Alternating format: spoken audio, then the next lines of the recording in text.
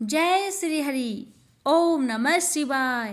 प्यारे भक्तों, आज कामदा एकादशी पर मैं आप सभी को श्रवण करा रही हूँ भागवत गीता का यह अध्याय। प्यारे भक्तों, जो भी भक्त एकादशी का व्रत रखते हैं उन भक्तों को श्रीमद् भागवत गीता पाठ को एकादशी व्रत में अवश्य सुनना चाहिए।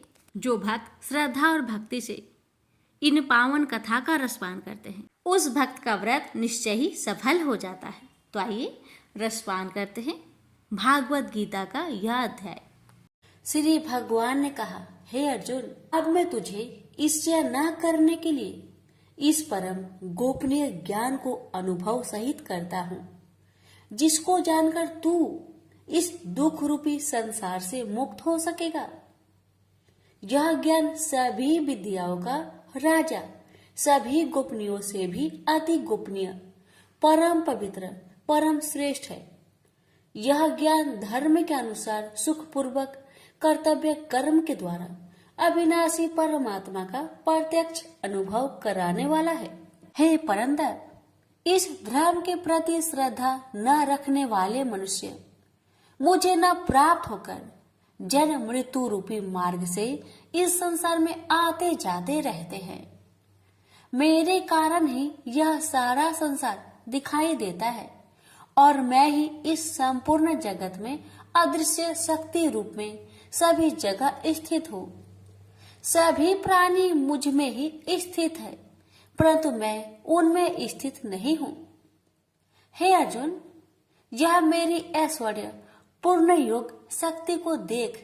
यह संपूर्ण सृष्टि मुझ में कभी स्थित नहीं रहती है, फिर भी मैं सभी प्राणियों का पालन पोषण करने वाला हूँ और सभी प्राणियों में शक्ति रूप में स्थित हूँ, परंतु मेरा आत्मा सभी प्राणियों में स्थित नहीं रहता है, क्योंकि मैं ही सृष्टि का मूल कारण हूँ। इस प्रकार सभी जगह बहने वाली महान वायु सदैव आकाश में स्थिर रहती है, उसी प्रकार सभी प्राणी मुझ में स्थिर रहते हैं। हे कुंती पुत्र, कल्प के अंत में सभी प्राणी मेरे प्रकृतिक में प्रवेश करके विलीन हो जाते हैं और अगले कल्प के आरंभ में उनको अपनी इच्छा शक्ति से फिर उत्पन्न करता हूँ।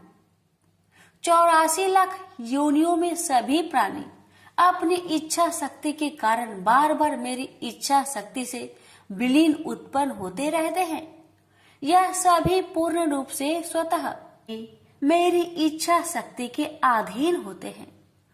हे धनंजय, यह सभी कर्म मुझे बांध नहीं पाते, क्योंकि मैं उन कार्यों में बिना किसी फल की इच्छा से उदासीन भाव से स्थिर रहता हूँ। हे कुंती पुत्र, मेरी अक्षयता, मैं मेरी भौतिक प्रकृति सभी चर तथा अचर जीव उत्पन्न और विनिष्ट करती रहती है। इसी कारण से यह संसार परिवर्तनशील है।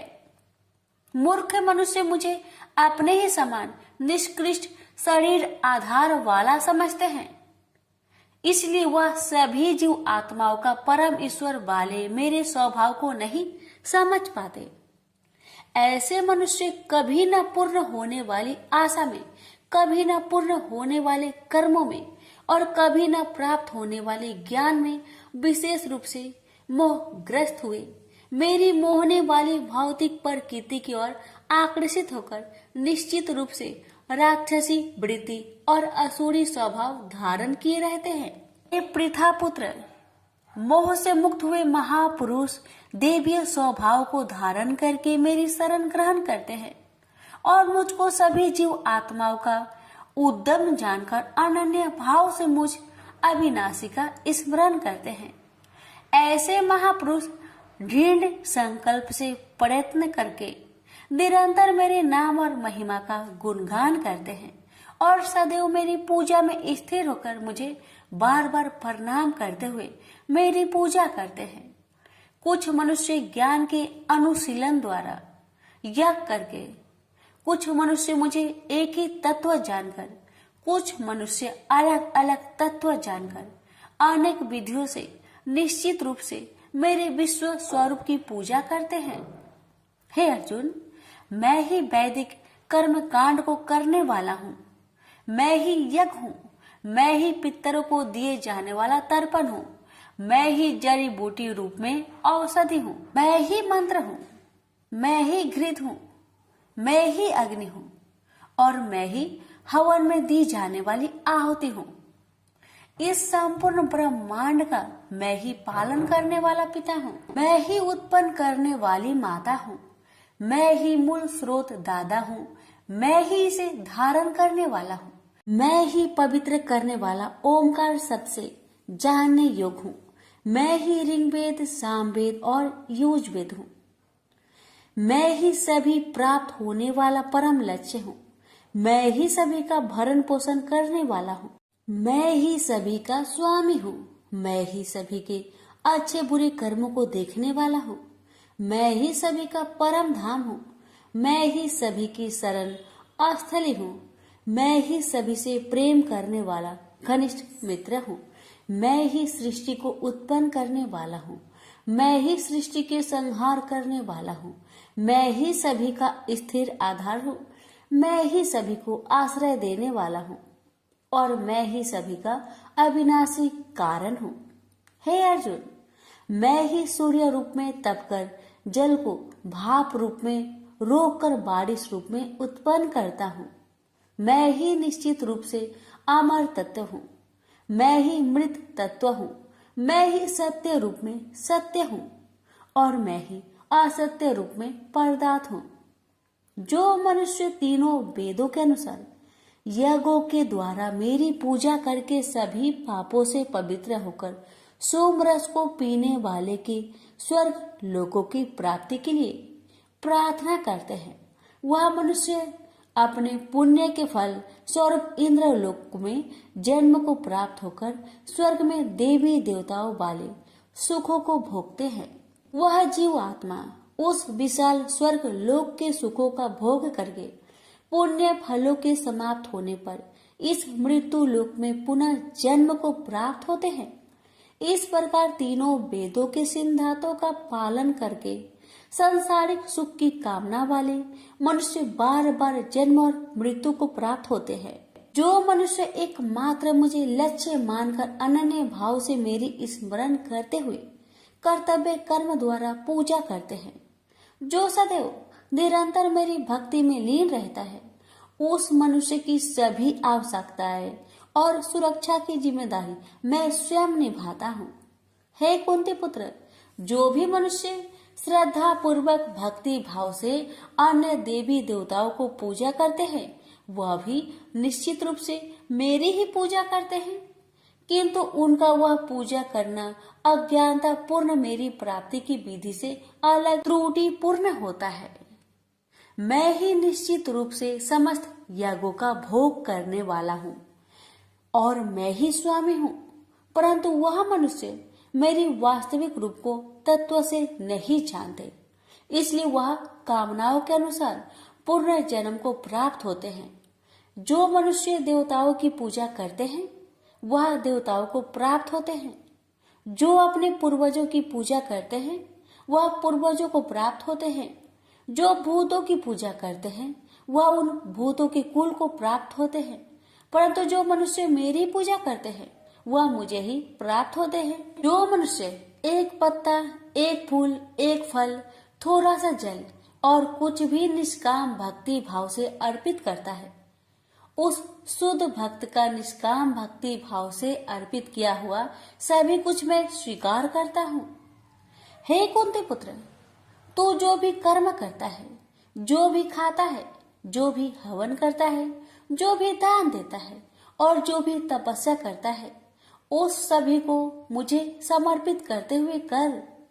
इस प्रकार तू समस्त अच्छे और बुरे कर्मों के फलों के बंधन से मुक्त हो जाएगा और मन से सभी सांसारिक कर्मों को त्याग कर मन को परमात्मा में स्थिर करके विशेष रूप से मुक्त होकर मुझे ही प्राप्त होगा।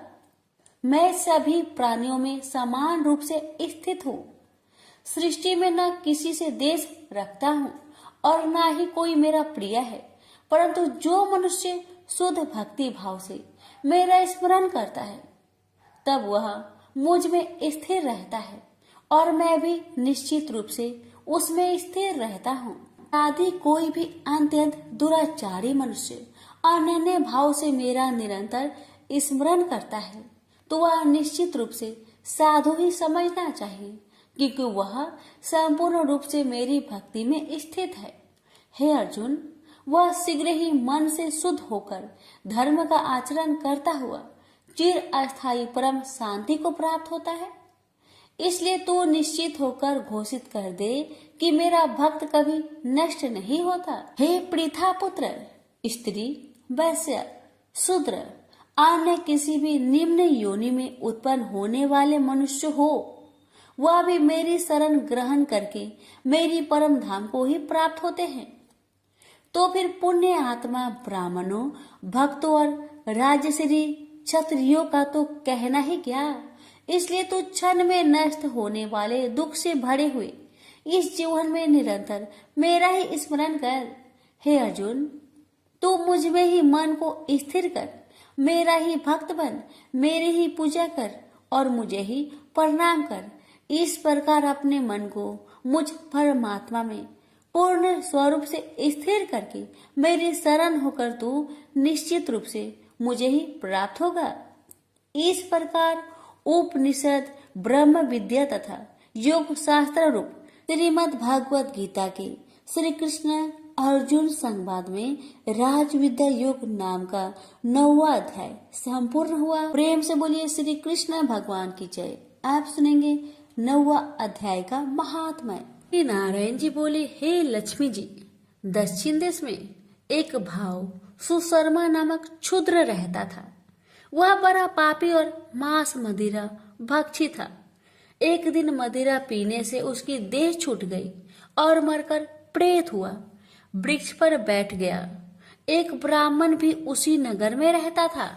दिन को भिक्षा मांगकर स्त्री को लाकर देता। नारी उसकी कलहनी थी। समय पाकर उन दोनों ने प्राण त्यागे और वह दोनों मरकर प्रेत हुए और वह भी उस वृक्ष के तले में आकर रहे। कुछ काल व्यतीत हुआ। तब एक दिन उसकी नारी पिचासनी ने कहा, पुरुष पिचास, तुमको कुछ पिछले जन्म की खबर है? तब पिचास ने कहा, तूने पिछले जन्म में क्या साधना की थी जिससे तुझे खबर है? तब उस पिचास ने कहा, मैंने पिछले जन्म में एक ब्राह्मण से आध्यात्मिक कर्म सुना था। तब फिर पिचासनी ने कहा, तूने और कौन सी साधना की थी तथा वह ब्राह्मण कौन था और वह आध्यात्मिक कर्म कौन सा है जिसके सुनने से तुझे पिछले जन्म की खबर है? पिचास ने कहा, मैंने और कुछ पुण्य किया, केवल गीता जी का श्लोक श्रवण किया। उसका प्रयोजन यह है कि एक समय अर्जुन ने श्री कृष्ण से 3 बातें पूछी थी जो गीता जी की 9वें अध्याय में लिखी है। वह तीनों बातें पिचासनी ने पिचास से श्रवण करी। इन बातों के सुनते ही एक और प्रेत उस वृक्ष से निकला। उसने कहा, अरे पिचासनी, यह 3 बातें फिर से कहो जो अभी सुना रही थी। पिचासनी ने कहा, तू कौन है? मैं तुझे नहीं जानती। मैं अपने पति से पूछती हूँ वह कर्म कौन था जिससे पिछले जन्म की बातें याद रही। तब उसके पति ने पुनः तीनों बातें सुनाई जिनके सुनते ही वह तीनों प्रेत योनि से छूटकर देव देही धारण कर विमानों पर बैठकर बैकुंठ को गए। श्री भगवान जी बोले, हे लक्ष्मी, यह 9वें अध्याय का महात्म्य है। प्रेम से बोलिए लक्ष्मी नारायण की जय। कृष्ण भगवान बोले, हे महाबाहो, मेरी और भी कल्याण कारण वचन सुनो। तुम पर मेरी अत्यंत प्रीति है, अतएव तुम्हारे कल्याण के लिए मैं कहता हूँ। मेरी उत्पत्ति का हाल न तो देवता ही जानते हैं और न महर्षि लोग। मैं ही देवों और महर्षियों का आदि कारण हूँ। जो मुझे अन जन्म अन आदि और सब लोगों का ईश्वर मानते हैं, वे सब मोह रहित है। उनके पाप नष्ट हो जाते हैं। बुद्धिमान, क्षमा, सत्य, दंभ, सम सुख दुख, जन्म मरण भय अभय, अहिंसा ममता, संताप तप दान यश अपयश इत्यादि जो अनेक प्रकार के भाव हैं वे सब मुझसे उत्पन्न होते हैं। 7 महर्षि और उनसे पहले 4 मनुष्य मेरे मन से उत्पन्न हुए। जो मनुष्य मेरी इस विभूति को भली भांति जानते हैं वे निश्चय योग से सिद्ध होते हैं, इसमें संदेह नहीं। यह जानकर कि मैं ही सबको उत्पन्न करता हूँ और मुझी से सबकी प्रवृत्ति होती है। विवेकी प्राणी मेरी उपासना करते हैं, वे मुझी में चित्त और प्राण को लगाकर एक दूसरे को समझाते हुए भजन करते तथा सदा संतुष्ट और सुखी रहते हैं। चित्त को सावधान करके प्रीति पूर्वक भजन करने वाले को मैं ऐसा बुद्धि योग देता हूँ जिससे वे मुझे प्राप्त कर लेते हैं। उन पर अनुग्रह करके मैं उनकी बुद्धि में स्थित हो देदीप्यमान ज्ञान देता हूँ। अर्जुन ने कहा, आप परम ब्रह्मा हो, परम धाम हो, परम मित्र, अचल और दिव्य पुरुष हो, आदि देव हो, अनजन्मा हो, सन्यासी हो। तुमको सब ऋषि देव ऋषि नारद अमित देवज्ञ और व्यास भी ऐसा कह गए और स्वयं में वह तुम भी कह रहे हो। हे केशव, जो तुमने मुझसे कहा है सो सब सत्य मानता हूँ। हे भगवान, देवता और दानव इन दोनों ने ही तुम्हारे रूप को नहीं जाना है। सब चीजों की उत्पन्न करने वाले भूतेश, हे देव, हे जगतपते, हे पुरुषोत्तम, आप स्वयं ही अपने को जानते हैं। अतः आप अपनी गत दिव्य विभूतियों का हाल पूर्णतया वर्णन कीजिए, जिनके द्वारा आप इन सब लोगों में व्याप्त हो रहे हैं। चिंतन करता हुआ भी मैं आपको किस प्रकार से जान सकता हूँ? आपका ध्यान किन किन भावों से करना उचित है? हे जनार्दन, कृपया अपनी माया और विभूतियों को विस्तार से कहिए। अमृत रूपी आपकी इस वाणी को सुनने से मेरा मन तृप्त नहीं होता। श्री कृष्ण बोले, मेरा विस्तार तो अनंत है, तो भी मुख्य मुख्य विभूतियों को मैं तुम्हें सुनाता हूँ। गुणकेश, समस्त भूतों के अंत कारण में रहने वाला आत्मा मैं ही हूँ। मैं ही उनका आदि मध्य अंत हूँ। मैं ही आदित्य में विष्णु, प्रकाश को मैं अनेक किरणों से भूषित सूर्य, मरुदगणों में मरीच, नक्षत्रों में चंद्रमा मैं ही हूँ। मैं वेदों में सामवेद, देवों में विष्णु, इंद्रियों में मन और धृत मात्र में चैतन्य मैं ही हूँ। रुद्रों में शिव, यज्ञों में कुबेर, अष्ट वस्तुओं में अग्नि और पर्वतों में सेमरु मैं ही हूँ। हे पार्थ, पुरोहितों में बृहस्पति, सेनापतियों में स्कंद और जलाशयों में समुद्र मैं ही हूँ। मैं महर्षियों में भृगुबानी हूँ, अक्षरों में ओंकार, यज्ञों में जप, यज्ञों और स्वथवारों में हिमालय मैं ही हूँ। वृक्षों में पीपल, देव ऋषियों में नारद, गंधर्वों में चित्ररथ, सिद्धों में कपिल मुनि, वेदों में अमृत से उत्पन्न उच्च श्रवा, गजेंद्रों में ऐरावत और मनुष्यों में राजा मैं ही हूँ। धातुओं में वज्र, गौओं में कामधेनु, प्रजा की उत्पत्ति करने वालों में कामदेव और सर्पों में वासुकी मैं ही हूँ। नागों में शेषनाग, जलचरों में वरुण, पितरों में आर्यमा और शासन करने वालों में यमराज मैं ही हूँ। शुद्ध करने वालों में वायु, शस्त्रधारियों में राम, नदियों में गंगा मैं ही हूँ। हे अर्जुन, मैं सब प्राणियों का आदि अंत विद्याओं में आध्यात्म विद्या और वाद विवादों में वाद मैं ही हूँ। अक्षरों में ओमकार में दंड, अक्षय कोक और 4 मुख वाला ब्रह्म भी मैं ही हूँ। सबको हरने वाली मृत्यु, भविष्य में होने वाले पदार्थों की उत्पत्ति, स्त्रियों में कृति, लक्ष्मी, वाणी, स्मृति, मेधा, धृति और क्षमा मैं ही हूँ। साम वेद में ब्रह्म सत्साम, छंदों में गायत्री, मासों में मार्गशीर्ष और ऋतुओं में बसंत मैं ही हूँ। यादवों में वासुदेव, पांडवों में अर्जुन, मुनियों में व्यास और कवियों में शुक्र मैं ही हूँ।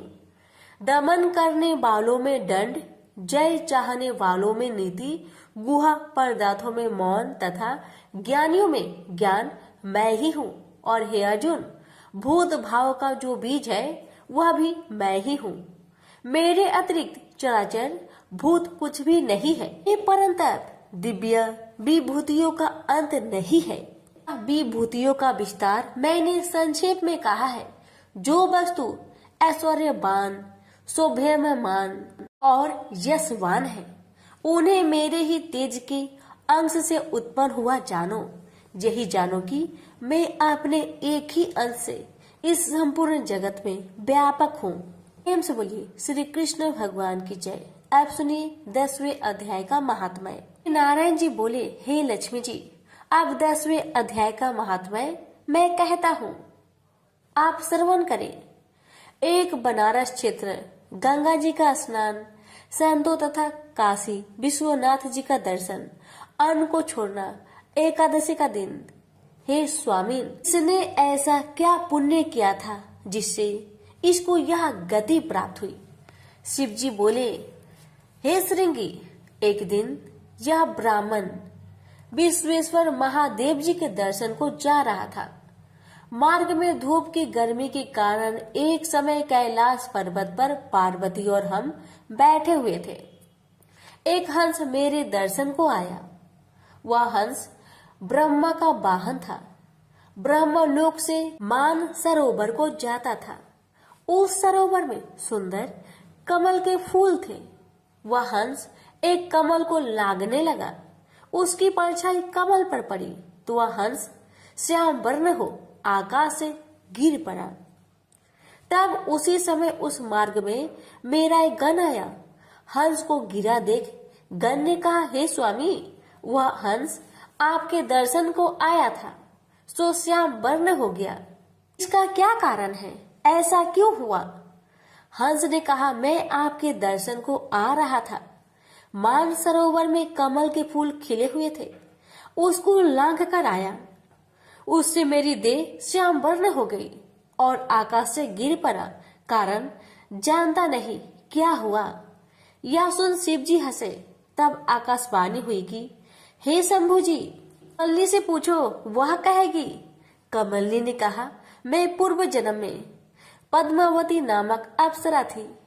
उस समय एक ब्राह्मण गंगा के किनारे स्नान कर गीता जी के 10वें अध्याय का पाठ किया करता था।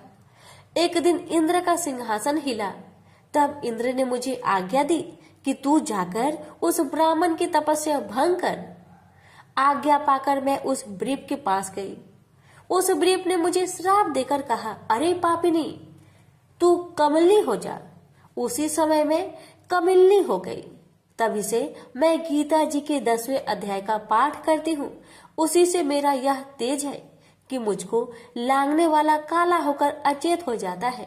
हंस ने कहा, मेरा यह श्याम वर्ण कैसे श्वेत होगा और तू इस कमल देह से छूटकर कैसे देव देही पाई? तब कमलनी बोली, जब कोई श्री गीता जी के 10वें अध्याय का पाठ सुनाएगा उद्धार होगा। तब एक ब्राह्मण ने सरोवर में स्नान कर गीता जी के 10वें अध्याय का पाठ किया। उसे हंस ने और कमलनी ने सुना। तब उसका उद्धार हुआ। प्रेम से बोलिए लक्ष्मी नारायण की जय, उमापति शंकर भगवान की जय। अर्जुन ने पूछा, इस प्रकार जो भक्त सदैव योग युक्त होकर आपकी उपासना विधि पूर्वक करते हैं और वे जो अव्यक्त पर ब्रह्म को भजते हैं, इन दोनों में कौन सा योगी श्रेष्ठ है? श्री भगवान जी बोले, जो मेरे विषय में मन लगाकर परम श्रद्धा पूर्वक मुझको भजते हैं वे उत्तम योगी हैं। मैं यह मानता हूँ, परंतु जो इंद्रियों को संयम करके सर्वत्र सम दृष्टि रखने वाला सब प्राणियों के हित में लगे हुए कथनीय, अव्यक्त, सर्वव्यापी, अचिंतनीय, निर्विकार, अचल ध्रुव अक्षर का भजन करते हैं वे भी मुझे प्राप्त होते हैं।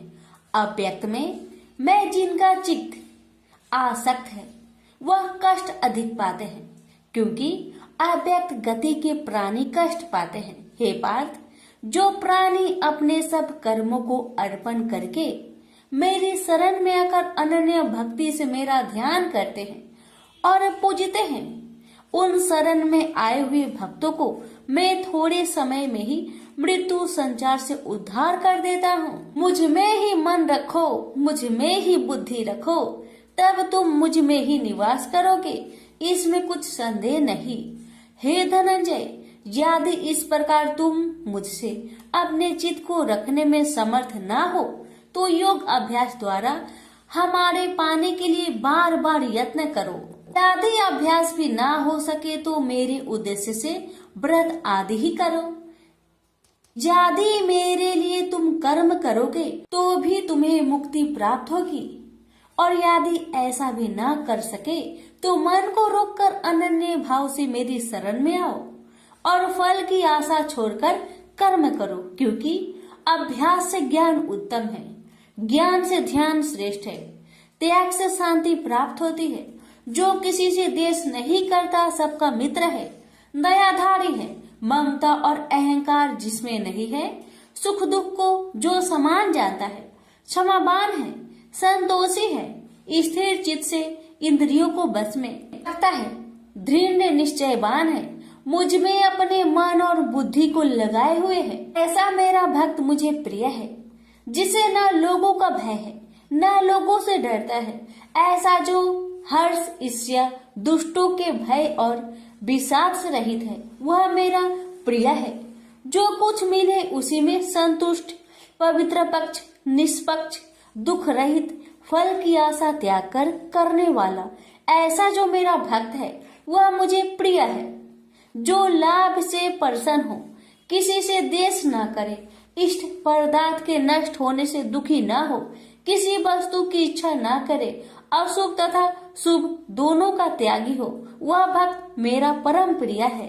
जिसको शत्रु और मित्र, मान और अपमान, सर्दी और गर्मी, सुख तथा दुख समान है, और जो वासनाओं से रहित है, निंदा एवं स्तुति को समान जानता है, जो मुझ में श्रद्धा करके मुझे मानता हुआ इस अमृत के समान कल्याणकारक धर्म का आचरण मेरे उपदेश अनुसार करते हैं, वे मुझे अत्यंत प्रिय है। प्रेम से बोलिए श्री कृष्ण भगवान की जय। आप सुनिए 12वें अध्याय का महात्म्य। श्री भगवान बोले, हे लक्ष्मी, अब 12वें अध्याय का महात्म्य सुनो। दक्षिण देश में एक सुखानंद नाम का राजा रहता था, जिसके नगर में एक अत्यंत लंपट रहता था। एक गणिका से उसकी प्रीति थी। वह दोनों एक देवी के मंदिर में जाकर मदिरा पान किया करते, मांस खाए और भोग भोगे। और जो कोई पूछे तुम यहाँ क्या करते हो, तो कहते हम यहाँ रहकर देवी की सेवा करते हैं, ऐसे झूठ कह देते। उसी मंदिर में एक ब्राह्मण देवी की सेवा करता था। एक दिन उस ब्राह्मण ने देवी की स्तुति की। देवी प्रसन्न होकर बोली, वर मांग, जो मांगेगा सो दूंगी। उसने धन, संतान का सुख मांगा। देवी ने कहा, ए ब्राह्मण, मैं अवश्य तुझे संतान दूंगी, पर एक काम कर, पहले इन दोनों का उद्धार कर ले। तब ब्राह्मण ने नारायण जी का तप किया। भगवान प्रसन्न हुए तथा नारायण जी गरुड़ पर बैठकर आए और कहा, तेरी क्या कामना है? ब्राह्मण ने पूछा, इन दोनों का उद्धार कैसे हो? श्री नारायण जी बोले, हे ब्राह्मण, गीता जी के 12वें अध्याय का पाठ सुनाओ तो दोनों का उद्धार हो जाएगा। तब उन दोनों ब्रीप ने भगवान की स्तुति कर धन्यवाद दिया। फिर ब्रीप ने उस गणिका और लंपट को बैठाकर गीता के 12वें अध्याय का पाठ सुनाया। सुनते ही उन दोनों की देही छूटी और देवदेही पाकर बैकुंठ को गए। प्रेम से बोलिए लक्ष्मी नारायण की जय। भगवान बोले, हे लक्ष्मी, संसार अश्वत्थ पीपल के समान है, जिसकी पुरुष रूप जड़ ऊपर है, चराचर शाखा नीचे है, वेद इसके पत्ते हैं। जो यह जानता है वही वेद का ज्ञाता है। इसकी शाखा ऊपर नीचे फैली हुई है। सत्य, रज, तम और गुण इसकी रज वाहिनी नसें हैं जिनसे इनका पालन होता है। शब्द रूप इनकी डालियां हैं। वह पीछे कर्म रूप में प्रकट होने वाली इसकी जड़ नीचे मनुष्य लोक में और भी नीचे तक चली गई है। और अश्वत्थ का यह रूप इसका आदि अंत और आकार संसारी प्राणी के ध्यान में नहीं आता, तथापि इसकी जड़ गहरी है। ऐसे इस पीपल का वैराग्य रूप ढींड शास्त्र से काटकर वह स्थान ढूंढना चाहिए जहां फिर से लौटना नहीं पड़ता, और साथ ही यह विचारना चाहिए कि जिसमें वह पुरातन प्रवृत्ति उत्पन्न हुई है, मैं उसी आदि पुरुष की शरण हूँ। अहंकार और मोह रहित, संग दोष को जीतने वाले, आत्मज्ञान से निरत, सब कामनाओं से दूर, सुख दुख नामक दंड पदार्थों से युक्त ऐसे ज्ञानी पुरुष शाश्वत पद को पाते हैं। जैसे सूर्य, चंद्र या अग्नि प्रकाशित नहीं करते, वहाँ मेरा परम धाम है, वहाँ जाकर लौटना नहीं होता। मेरा सनातन अंश इस जीव लोक में जीव का रूप धरकर प्रकृति में स्थिर है। पांचों इंद्रियों और छठे मन को उससे छुड़ाता है, जैसे वायु पुष्प आदि की गंध को दूसरे स्थान में ले जाती है। इसी प्रकार यह देह स्वामी शरीर धारण करने के बाद जब उसका परित्याग करता है, तब इंद्रियों और मन को साथ ले जाता है।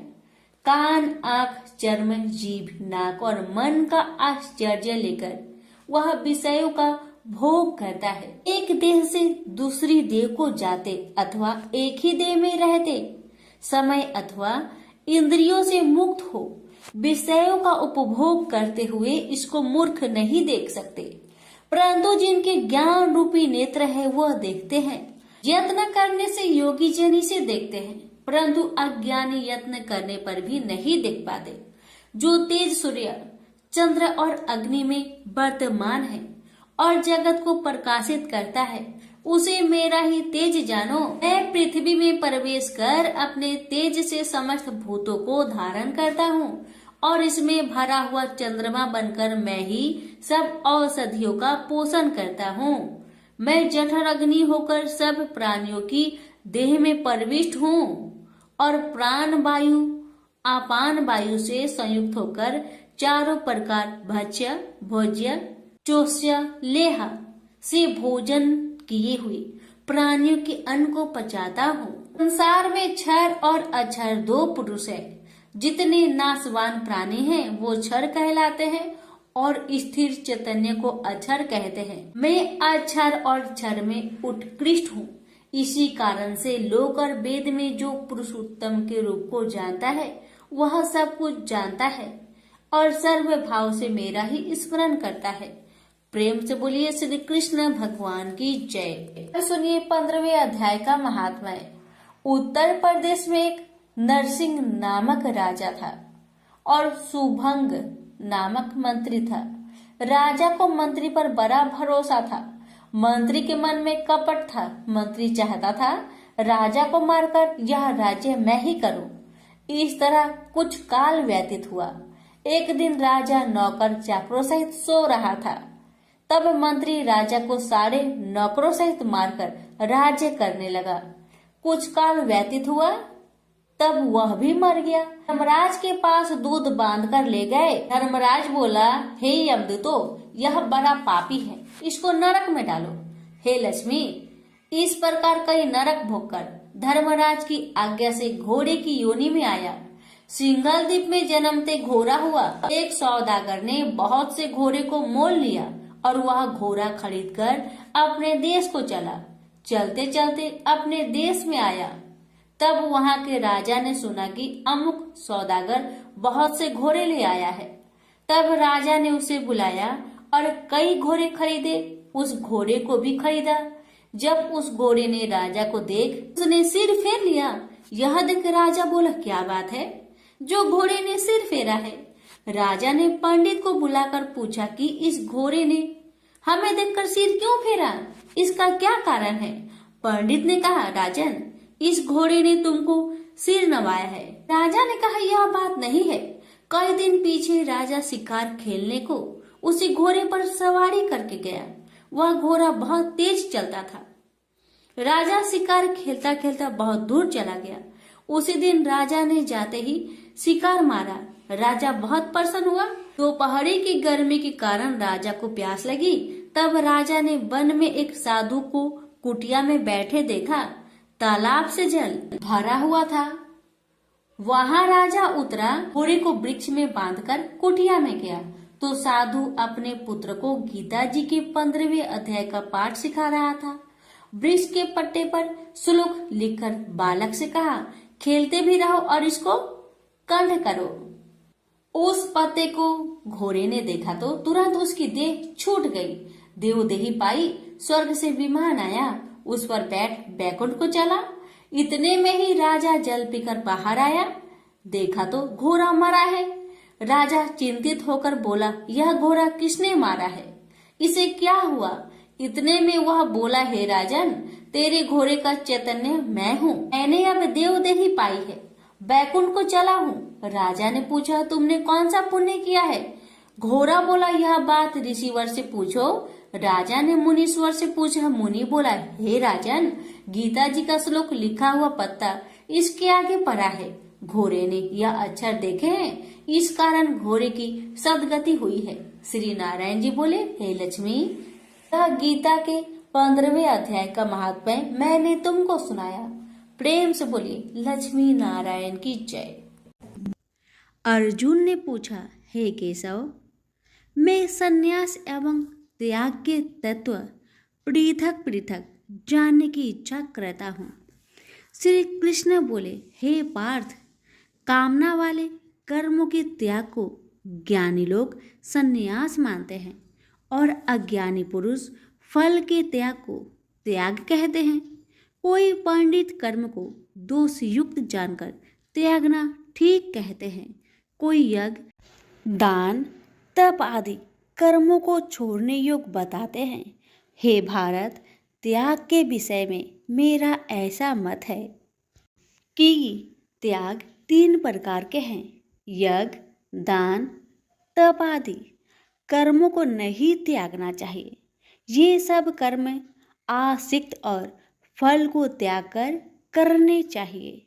मेरे निश्चय मत यही है जो सर्वोत्तम है। अपने नियमित कर्मों का त्यागना उचित नहीं है। यह मोहवश ऐसा किया जाए तो वह तामस त्याग है, कर्म दुखप्रद है। यह विचार कर एवं शरीर के कलेश के भय से जो त्याग करता है उसे त्याग का फल नहीं मिलता। यह राजस त्याग कहलाता है। हे अर्जुन, अपना नियमित कर्म अवश्य करने योग्य है। फल तथा आसक्त को त्याग कर जो कर्म किया जाता है वह सात्विक कर्म है। जो दुखदायक कर्म से द्वेष नहीं करता तथा सुखदायक कर्म से प्रीति नहीं करता वह त्यागी, सत्यशील, बुद्धिमान तथा मुक्ति के योग्य है। देहधारी संपूर्ण कर्मों का त्याग नहीं कर सकता। कर्म का फल त्याग कर कर्म करने वाला त्यागी है। कर्मफल 3 प्रकार के हैं, अनिष्ट, इष्ट एवं मित्र। जो त्याग नहीं करते उनको ये मरने के बाद मिलते हैं और त्यागियों को नहीं मिलते। हे महाबाहो, संपूर्ण कर्मों की सिद्धि के लिए 5 प्रकार सांख्य शास्त्र में कहे हैं, उनको सुनो। शरीर कर्ता, साधन, पृथक पृथक चेष्टाएं और देव शरीर, वाणी एवं मन से जो भला बुरा कार्य किया जाता है उसके ये 5 कारण हैं। वह दुर्मति कुछ नहीं जानता जिसको यह अहंकार नहीं है कि मैं करता हूँ, और जिसकी बुद्धि कर्मों में लिप्त नहीं है वह मनुष्य प्राणियों को मारकर भी उनको नहीं मारता और उनमें नहीं बंधता। ज्ञान, गृह और ज्ञाता ये 3 ही कर्मों के प्रेरक है। कारण कर्म और कर्ता ये तीन कर्म के साधन हैं। सांख्य शास्त्र में ज्ञान, कर्म और कर्ता ये सत्वादिक गुण के भेद तीन प्रकार के हैं। इनको भी सुनो। जब भिन्न भिन्न प्राणियों में एक अविनाशी अविभक्त सत्ता जो दिखता है वह ज्ञान सात्विक कहलाता है। जिस ज्ञान से प्राणियों में नाना प्रकार की सत्ता दिखाई देती है उसको राजस ज्ञान जानो। ऐसा ज्ञान जिसके बिना कारण और सर्वार्थ के जाने एक ही कार्य में लगा रहे वह अल्प और तामस है। फल की इच्छा ना करके जो नित्य कर्म संग देश को त्याग कर किया जाता है, जो फल की इच्छा एवं अहंकार से बड़े यत्न से किया जाता है वह राजस कर्म है। जो कर्म परिमाण धन का खर्च दूसरे की पीड़ा और अपना पुरुषार्थ न जानकर मोहबस किया जाता है वह तामस कर्म कहलाता है। संग से रहित अहंकार, धैर्य और उत्साह युक्त सिद्ध व असिद्धि में समान रहता है वह सात्विक कर्म कहलाता है। गुण की तरह बुद्धि और धर्म के इनके भी तीन भेद है सुनो।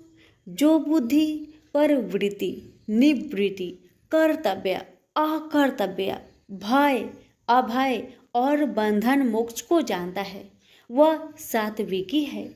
हे पार्थ, जिससे धर्म अधर्म और कर्तव्य अकर्तव्य का ठीक निश्चय नहीं होता वह राजसी है।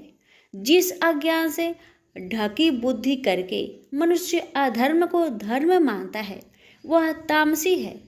जो कथा प्रसंग से फल की इच्छा करता है, जो धर्म अर्थ काम को धारण करता है वह राजसी वृत्ति है। जो मूर्ख, निंद्रा, भय, शोक, विषाद एवं मद को नहीं त्यागता वह तामसी वृत्ति है।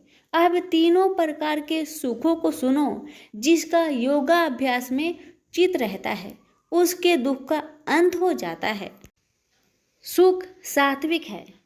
आरंभ में विष के समान और अंत में अमृत के तुल्य होता है। सुख आरंभ में अमृत तुल्य, अंत में विष के तुल्य विषयों और इंद्रियों के संयोग से होता है। उसे राजसी सुख कहते हैं। जो सुख आदि और अंत दोनों में मनुष्य को मोह में फंसाता है और जो आलस्य तथा प्रमोद से उत्पन्न होता है वह तामस सुख है। सम, दम, तप, पवित्रता, क्षमा, नम्रता, ज्ञान, अनुभव और परलोक में श्रद्धा ये ब्राह्मणों के स्वाभाविक सिद्ध कर्म है। बहादुरी, तेजस्विता, धैर्य, चतुराई, युद्ध, स्थिरता, उदारता और प्रभुता ये क्षत्रिय के स्वाभाविक कर्म हैं। खेती, गोरक्षा स्वाभाविक कर्म है। जो लोग अपने अपने गुणों और प्रवृत्तियों के अनुसार कर्म करते हैं उनको सिद्धि प्राप्त होती है। और जिसने सब जगत का विस्तार किया है उस ईश्वर को अपने कार्य के द्वारा आराधना करके मनुष्य सिद्धि को पाता है। दूसरे उत्तम कर्म से अपना नीच कर्म ही श्रेष्ठ है। सर्वत्र आसक्त को छोड़ने वाला आत्मा जीतने वाला इच्छा रहित मनुष्य संन्यास के द्वारा सर्व कर्म निवृत्ति रूप परम सिद्धि को पाता है। वह फिर कैसे ब्रह्म को प्राप्त होता है? सो मुझसे सुनो, यही इस ज्ञान की परानिष्ठा है।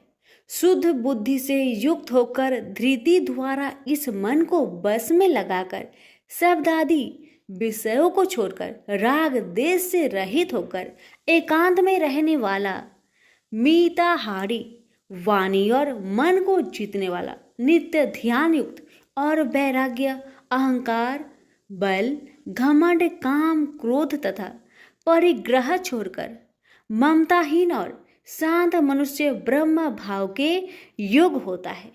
ब्रह्म को प्राप्त हुआ पुरुष दत्तचित होकर सुख व अभिलाषा को नहीं करता है। जीवन मात्र में समदर्शी होकर मुझ में परम भक्ति पाता है। इस प्रकार ज्ञानी सदैव मुझ में निवास करने वाले सब कर्मों को भोग करता हुआ मेरे अनुग्रह से अविनाशी, सनातन मोक्ष व्रत को प्राप्त होता है। तत्पश्चात तत्व से मुझे जानकर फिर मन मुझ में ही प्रवेश करता है। सावधानी से अपना मन मुझ में स्थिर कर और सब कर्मों को मुझ में अर्पण कर। बुद्धि योग के आश्रय से निरंतर अपने चित्त को मुझ में लगाओ। मेरे में चित्त लगाकर मेरी कृपा से दुर्गम कष्टों से तर जाओगे। यदि अहंकार से मेरी बात सुनोगे तो नष्ट हो जाओगे। यदि अहंकार का आश्रय लेकर युद्ध नहीं करूंगा ऐसा मानते हो तो यह तुम्हारा निश्चय झूठा है, क्योंकि स्वभाव तुम्हें युद्ध करवाएगा। हे कौतन्य, जिस कर्म को तू अब मोह से करना चाहता है उसे अपने स्वाभाविक कर्म से बंधा हुआ बेबस होकर करेगा। हे अर्जुन, जीवों के हृदय में स्थिर ईश्वर उनको माया से भ्रमा रहा है, मानो सब यंत्र पर चढ़े हैं। हे भारत, सब भावों में उसी की कृपा से परम शांति एवं मुक्ति को पाओगे। यह गूढ़ ज्ञान मैंने तुमसे कहा है, इसे भली भांति विचार कर जैसा चाहते हो वैसा ही करो। अब तू सबसे गूढ़ वचन भी सुन, क्योंकि तू मेरा परम मित्र है, इसलिए मैं तेरे हित ही कहूँगा। मेरे में मन लगाओ, मेरे ही भक्त हो, मेरे ही यज्ञ करो और मेरा ही नाम जपो। सब धर्मों को छोड़कर मेरी शरण में आओ, मैं तुम्हें सब पापों से छुड़ा दूंगा। यह मेरा रहस्य ऐसे पुरुष जो तप ना करता हो, मेरा भक्त ना हो, कभी भी नहीं कहना चाहिए। जो इस परम गुप्त ज्ञान को मेरे भक्तों में प्रकट करेगा वही मेरी परम भक्ति को पाकर अंत में निश्चय ही मुझ में लीन हो जाएगा। इस धर्म संवाद को जो कोई पढ़ेगा उसे मैं समझूंगा कि उसने ज्ञान यज्ञ से मेरी पूजा की है। जो श्रद्धावान पुरुष दोष ढूंढे बिना इसको सुनेगा वह भी मुक्त होकर पुण्य आत्माओं को मिलने वाले शुभ लोक को प्राप्त होगा। हे पार्थ, तुमने एकाग्रचित्त से मेरे कहे हुए उपदेश को सुना या नहीं? हे धनंजय, तुम्हारा अज्ञान से उत्पन्न हुआ मोह नष्ट हुआ या नहीं? अर्जुन ने कहा, हे भगवान, आपकी कृपा से मेरा मोह नष्ट हो गया और स्मृति जागृत हुई है।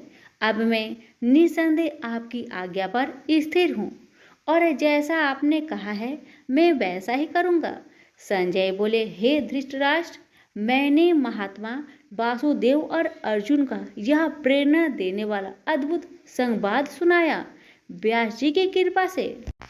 साक्षात योगेश्वर श्री कृष्ण जी के मुख से इस परम गुहा संवाद को मैंने सुना। हे राजन, श्री कृष्ण और अर्जुन के इस अद्भुत पुण्य कारक संवाद को स्मरण करके मन बार बार प्रसन्न होता है। श्री कृष्ण भगवान के उस अद्भुत रूप को स्मरण करके मुझे बड़ा ही विस्मय होता है। हे राजन, मैं बारंबार प्रसन्न होता हूँ। मेरी ऐसा धारणा है कि जहाँ योगेश्वर भगवान श्री कृष्ण हैं और जहाँ पार्थ जैसा धनुर्धर है वही राजलक्ष्मी, विजय, ऐश्वर्य और अटल नीति है। सभी प्रेम से बोलिए श्री कृष्ण भगवान की जय हो। सुनिए 18वें अध्याय का महात्म्य। श्री भगवान जी बोले, हे लक्ष्मी, अब 18वें अध्याय का महात्म्य सुन। जैसे सब नदियों में गंगा जी, गौ में कपिला, कामधेनु और ऋषियों में नारद श्रेष्ठ है, उसी तरह गीता जी के सब अध्यायों में 18वां अध्याय श्रेष्ठ है। एक समय सेमरु पर्वत पर देवलोक में इंद्र अपनी सभा लगाए बड़ी प्रसन्नता में बैठे थे। उर्वशी नृत्य कर रही थी। इतने में एक चतुर्भुज रूप जीव को पार्षद ले आए और इंद्र को वह बहुत अखरे। उस तेजस्वी को बैठा तो दिया, किंतु अपने गुरु बृहस्पति जी से कहा, हे गुरुदेव, आप त्रिकालदर्शी हो, देखो इसने ऐसा कौन सा पुण्य किया है जिससे यह इंद्र आसन का अधिकारी हुआ। मेरे जाने तो इसने तीर्थ व्रत या दान कोई नहीं किया, शिवालय व ठाकुर मंदिर नहीं बनवाया, तालाब नहीं खुदवाया, यह सब बातें बृहस्पति जी ने भगवान से कही। तब भगवान ने बृहस्पति जी से कहा कि इसके मन में तो भोगों की वासना थी, परंतु यह गीता जी के 18वें अध्याय का नित्य पाठ करता था। इससे जब इसने अपनी देह को त्यागी तब मैंने आज्ञा करी, हे पार्षदों, तुम इसको पहले ले जाकर इंद्र लोक के सुख भोगवाओ। जब इसका मनोरथ पूर्ण हो जाए तब मेरी सायुज्य मुक्ति को पहुंचा दो। सो तुम जाकर भोगों की सामग्री इकट्ठी कर दो। तब इंद्र आदि सब देवताओं ने आकर भोगों की सब वस्तु एकत्र कर दी और कहा, पहले तुम इंद्र लोक के सुखों को भोगो। बहुत काल तक इंद्रपुरी के सुख भोग कर फिर भगवान की कृपा से सामुज्य मुक्ति पाकर बैकुंठ का अधिकारी हुआ। श्री नारायण जी बोले कि हे लक्ष्मी, यह 18वें अध्याय का महात्मा है। गंगा, गीता, गायत्री, कलयुग में यह तीनों मुक्ति की दाता है। प्रेम से बोलिए लक्ष्मी नारायण की जय।